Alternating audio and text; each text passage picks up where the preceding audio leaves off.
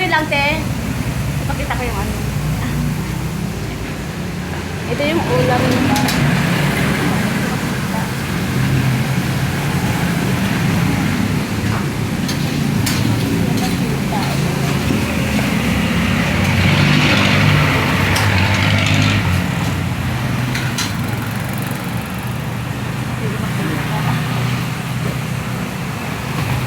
Karni, gulay.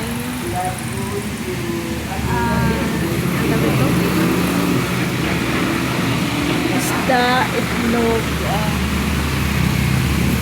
sinigang. Ano to siya kay noodles? Ano siya noodles to? Ano to siya? Alam ko. Ito.